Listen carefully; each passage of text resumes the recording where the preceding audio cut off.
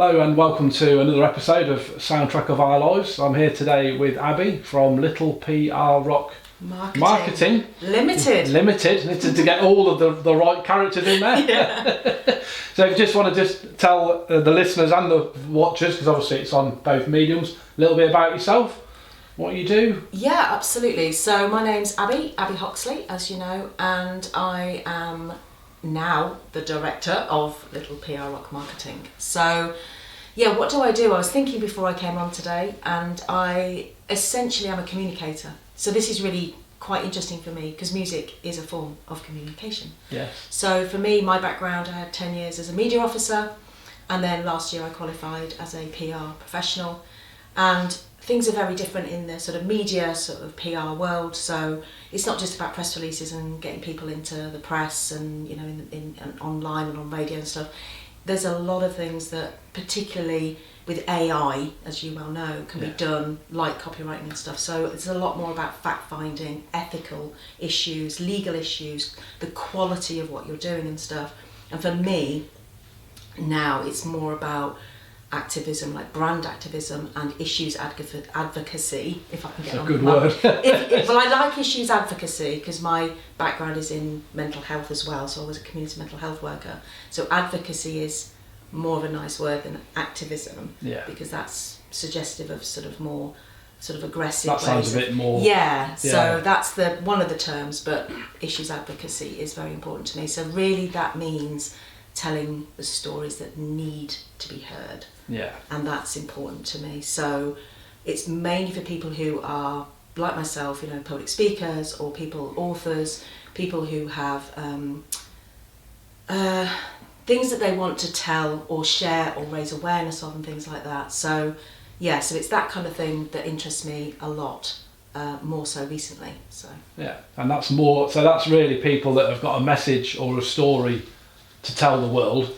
Yes. And it's not as easy as just picking the phone up and getting it seen on printed media or on news or online. Yeah, I mean, There's obviously those things, those things are available. They're done, the things that I've done for my clients and for myself. For me, I think on a really good day, it's about communicating things and raising awareness and getting things in the medias and stuff. I like this again, you know, sort of getting people out there and getting their word out there and stuff.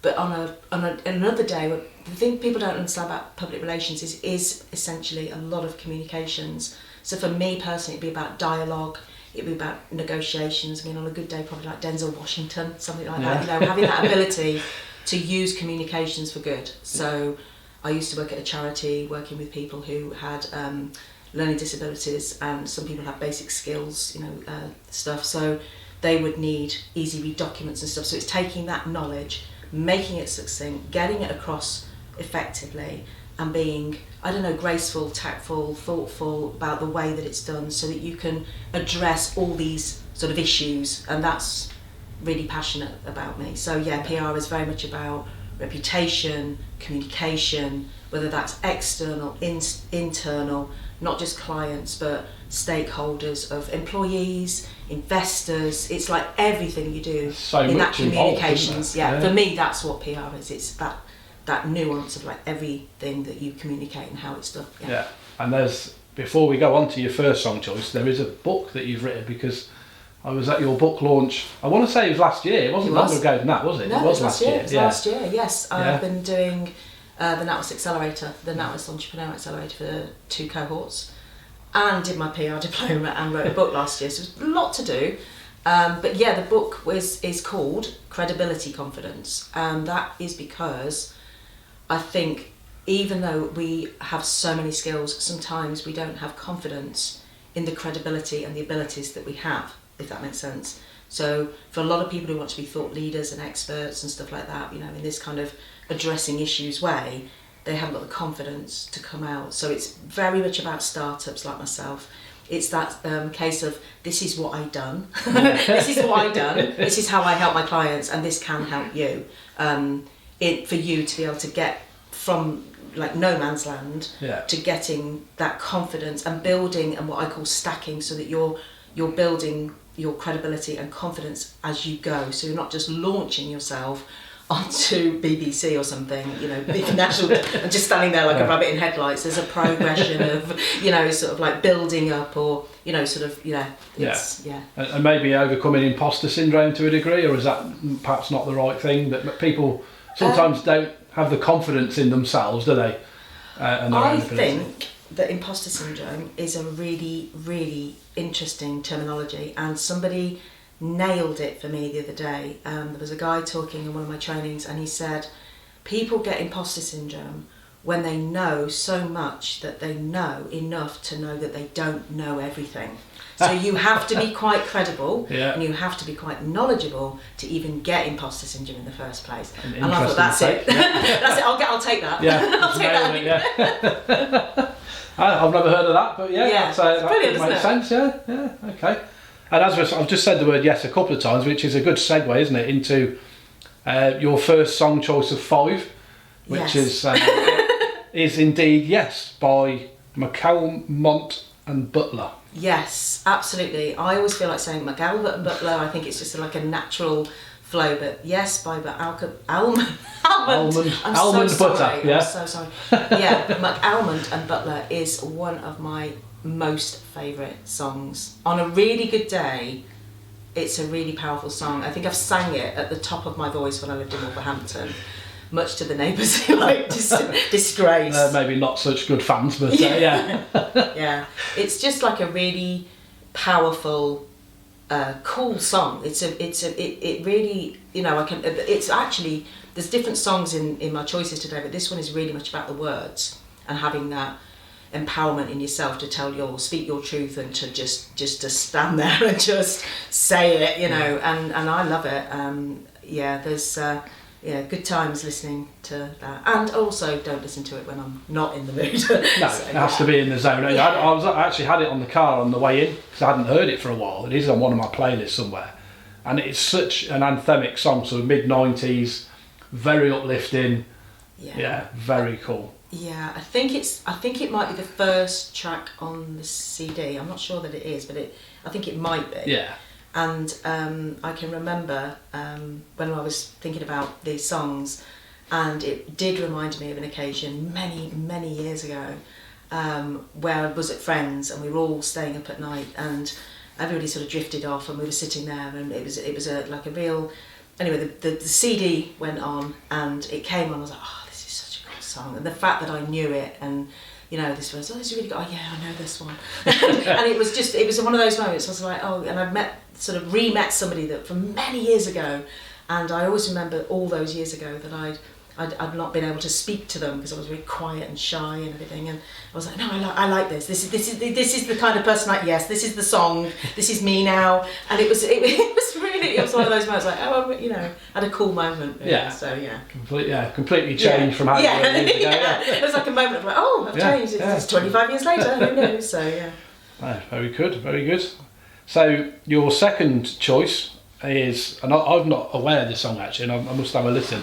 I've got here Master KG with, I can't even read my own scroll there. What's the song called? It's Jeresulema. Jeresulema. It is the dance craze that was all through the, as I call them now, the COVID times. I know that's a glib way to say it. I know it's not, you know, it was different for everybody through that period. And as you know, I lost my mum in that time.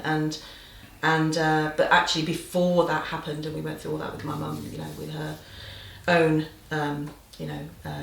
COVID and everything, we were at home, and there were 2 songs that came on really. There was this, and I think it was another one. Florence, I think it was singing "Hold My Hand" or something. There was a couple on a YouTube video, a father and daughter doing a song or whatever. But I just used to play them over and over. But the Jeresulema, again, like, there's not many words to that, but there is community, and there is humanity, and then there was a dance craze that literally went global. So you can have monks dancing it, or you can have people in Africa dancing it, or you can have people, you know, nurses and doctors, and there are literally swarms of Japanese people. Literally the song went wild, and it was incredible, and it was, I think it was kind of something that you needed at the time, that brought people together, you know, in that sense of unity, for whatever the reason was, whatever you thought of it, whatever you believed of it. It demonstrated that people could connect and just through a song, which I thought was extremely powerful. At a time, like you say, when most people a lot of people felt very isolated because of what was going on. Yeah. So it shows how powerful music is, doesn't it? That, I mean, I watched a half an hour one on YouTube the other day, and it literally it just kind of repeated, and I was just, I deliberately did just, you know, sort of reflected back, you know, sort of thought about that time, because we have to go through processes and stuff, and I was sort of thinking about that time, and it was a really powerful. It was, like you said, uplifting. Yeah. But powerful way. I mean, I always think of music like football. People say football brings people together, but music is very much like that. It's like, and food. That's the other one that I. Yeah. Yes. Something that connects people, doesn't it? No matter what. Definitely. Yeah. Definitely. But yeah, it puts a smile on my face, and also makes me think of.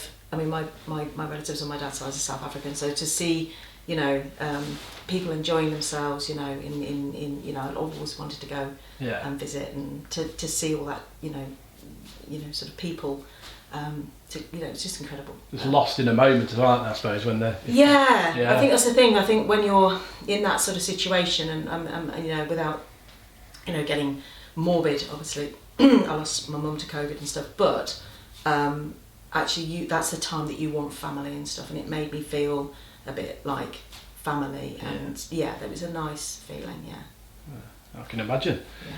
And third choice, and you'll have to correct me if I'm wrong here, but the video to this was very unusual, this song. I don't know if you can recall it. No, I can't recall it. So the artist is Beloved. Yeah. Was Sweet Harmony was your song choice. I'm sure the video to this was like lots and lots of extras, because I don't know how big the band are, all sat naked in a really, really, really big room. You'd have to check on YouTube video. Okay. It wasn't, you know, inappropriate. You couldn't see anything, but they were all lots and lots of people. All of them. Sort of moisturiser advert type. Yeah. Just on a beach. I'm sure that's this one. in a big room as well. It was in like a massive hall. I don't know. I might be imagining it, but you'll have to have a look. Well, to be honest, I had a black and white television at the time, so I was at I was in Newport in Wales for my sins. And what were you doing in Newport? Studying. Yeah. Yes, I had rebelled and gone to art college, and which I think is where the communications comes from, because that's visual communications and learning about semiotics, semantics, and all that sort of stuff. And so I did study, but I did also go out, and and there was a Riverside pub, but there was another pub that we used to go to, and sometimes bands would come, like Selector and stuff. And but anyway, I remember this coming on, and I'd always listened to real intense music that was like, I felt happier because they sounded very unhappy, so like Morrissey, and I really felt for the guy, you know, it's like comparatively better at this stage. Yeah, and then all this happy stuff came out. I think I met friends who had probably had sort of more of a sort of, I don't know, hacienda sort of lifestyle, and I was introduced to more sort of less melancholic music, and then all this, oh goodness, it's going to make me sound awful, but like this whole rave thing came on, didn't it? It's like, let's just open up a building and all these people would like just appear. Crazy people. Oh, they were. No, there was not a time that I was like, this is, you know, I'm from a small town. Early 90s rave scene. Yeah. That wasn't for you, no? No, definitely not. I remember turning up and like, we were dancing around a handbag at one point, because, you know, we're from a small town, and you know, and then people were like dancing all over the place. They were from like separately and stuff. It's very strange. But yes, Sweet Harmony. I still had the cassette until recently. I still have the inner cassette. Yeah. Which is how old I am. But yes, it was.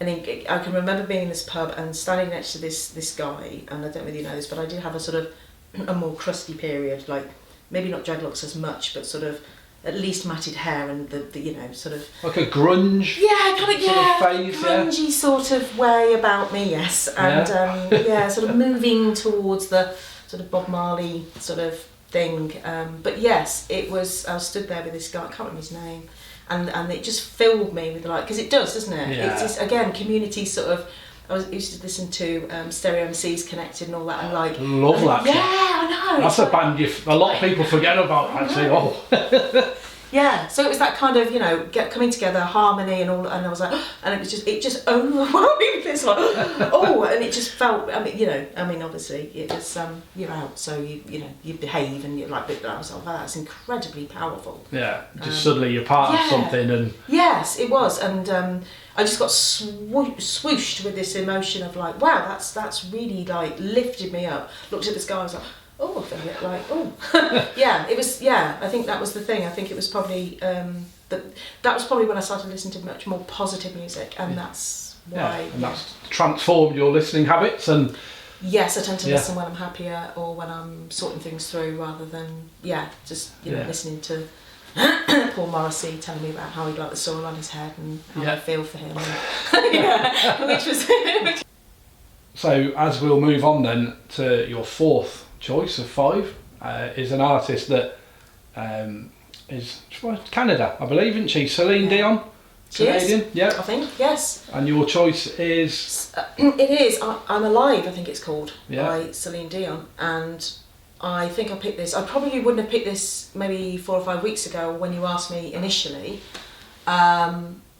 But I think I'm one of those people who doesn't mind admitting that I quite like powerful women singers. Like, I don't know, my mum was always like Barbara Streisand, or, sort of, I'm not going to lie, there's a Dolly Parton things around and about somewhere that I've or Cher, or, maybe not, certain ones, but like some of the ones, or a Bette Midler. I mean, I've got to be honest. Yeah. I mean, she's a powerhouse. Yeah. So I think it's that, especially now I'm older, like that ability to speak your truth, and all of that sort of stuff. And for this one, the reason I chose it was because I'd found the words to it. I'm not going to lie, I know not to go in my dad's box. Like, I mean, my dad's passed away, but I have some of his effects. And I was putting something back, and I was like, I just have a little, because there were all the memories in there. Like, it's like a loft in a box. Yeah. And I was in there, I was like having a little rummage, and I found this sort of thing, and it was like some papers, and there was another thing as well, a personal thing, but there was actually the words from I'm Alive by Celine Dion, and a picture of me, and a thing about cut from the newspaper about the importance of wills, and it was all in my mum's handwriting and stuff. And anyway, so I put it on. It's just, I don't know much about Celine Dion's life, but the passion that woman has to love is incredible, and to see it from your mum, like in a thing with, I have no idea why it was a collection of things. I mean, it's probably just some thoughts and stuff that she had together. But to see it 3 years later, and to read it and then put it on, and just like, it filled me with like such a, I don't know, like a sort of message from her, or because people do, don't they? They have like songs for people, don't they? They may or may not listen to them afterwards. And I've been listening to it the last couple of months or whatever, and I just thought, what a beautiful song. And I thought about where Celine Dion is in her life at the moment as well, with her own condition and stuff, and I just thought, wow, I just thought of her and her husband, or sometimes songs don't have to be for the person that it was written for, whether it's relationship, partner, mother, father, whatever, if you can relate to the emotion inside. And I just thought that is really powerful, that, that obviously, and I found it, and it really meant a lot. And it's like, it's taking you back again, isn't it? It keeps going back to this theme of it's connecting you. Yeah. Some with, with your mum. Yeah. In this instance, and it grounds you, and I think in that moment when I read it, you get like a glimpse of that person, and what they're thinking and what they're feeling, and I mean, some of the words, I think they're like, when it's about when you walk in the room or something, and she feels alive because of those, when you call my name, and you just think, wow, you forget how emotional, and for some people to put those, I'm always amazed how people can put those into words for songs and things. Do you know what I mean? Even like art, any kind of beautiful stuff like that, because I struggle even with a birthday card. Like, literally, I get to the birthday card, like, or Christmas cards, love Abby. I don't know. It's a minimal message. Yeah, I mean, I love that. I love the fact that some people can Which do is that. so bizarre, considering how good you are at your professional role of conveying messages and everything. Exactly. And yet in a personal capacity, that's not the case then. That's why I find it so beautiful. Yeah. Because there's a difference between, for me, communications has been logical. Yeah. So it's about communicating an idea or an expertise or whatever, and making it logical into bite-sized pieces to translate it to be communicated. Or it's about an issue, it's about this. But actually, personal emotions, not a chance. No, not so much. Not so much, no.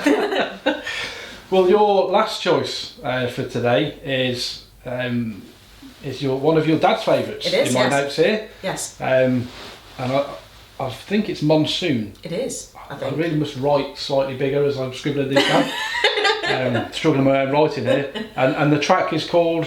Ever So Lonely. Ever So Lonely. Yeah, Ever So Lonely, yes. It's a really good one. I think it's the 1980s. It's 1982. I've made a little note. I wrote the years down in case it was of any use. Wow. To jog some memories. But yes, you were right. It is 1982. Yes. Yeah, put the record on right now. 1982. So yes, my dad and I were really close, and we're quite inseparable actually. And back in those days, 1982. So I just remember this growing up, that we had a shop nearby, and I kind of grew up on Bollywood films, and he would buy two before. I don't know whether it was before Blockbusters, but we'd always get them from the shop. Probably would be, yeah. Very early 80s. I think Blockbusters might have been a mid-80s phenomenon. I know, and I don't know whether they had so many Bollywood films, but when we used to go to the shop...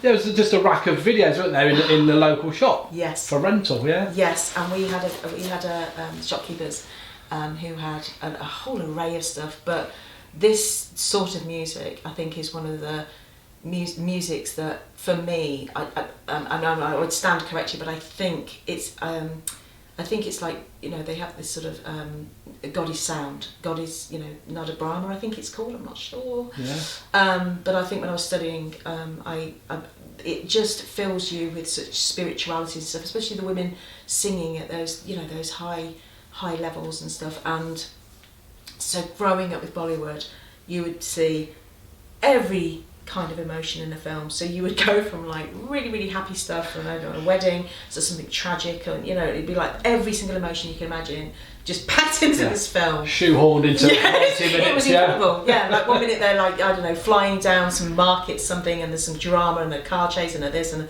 I just remember that being very much like my life, but also like these films. And there was always two. You never used to buy just one, I don't think. It was always a couple. You'd always get two videos from the store, yeah. Yeah. So I had this real like passion for Indian and Asian music, and I think it really sort of centred my dad, if that makes sense, because he was a very spiritual person, but he needed solace, you know what I mean? And it kind of you could feel that he had like a warmth around him when he had this sort of this music on, and or anything that was sort of like that. So I've got to be honest, he liked some kind of cool music, and as I said, like he liked the Cocteau Twins. Again, that was I was like, and then the Grid later on. I mean, Cajun music, the Grid.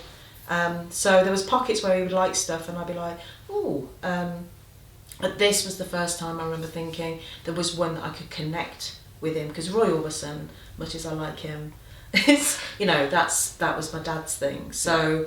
But yes, and because it was about loneliness as well, and I sort of imagined him, in the Merchant Navy, or when he was, paratrooper and stuff, sort of a bit lonely, and it was a very honest song. It wasn't, do you know what I mean? It wasn't a love. It's about being a friend, rather than a, and companionship.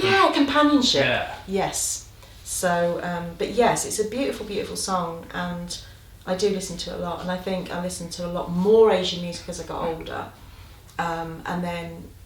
I may like the Asian Dub Foundation, and I loved all the stuff that I used to listen to when I was in Wolverhampton, and I might have gone into it would have been HMV actually, and just sometimes just had a song and gone, you know, the one that goes, and then sang a bit, rather than it's this title from 1982. Yeah. I was just like, I remember doing that with a couple of songs. I bet the staff in HMV got quite good at that, don't they? If they ever went on a music quiz show, they'd probably do really well. Got people just coming in off the street. It goes a bit like this.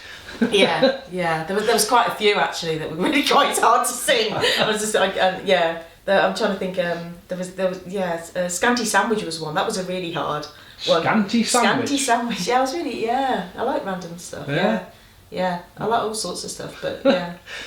And what was your dad's connection to Bollywood then? Where had his love of Bollywood come from? I think it was just the fact that he had a love of films and always did have a love of films. And so I think when he was growing up, like, my dad was, I think he was born in 34, so he was an evacuee and stuff, so they didn't really have a lot of stuff to connect to, but films, oh my goodness, he would like live in fantasy in the films, and I think that's where he got lots of escapism from when he was growing up. So we didn't go to the cinema much. I think we went to see Star Wars maybe or something.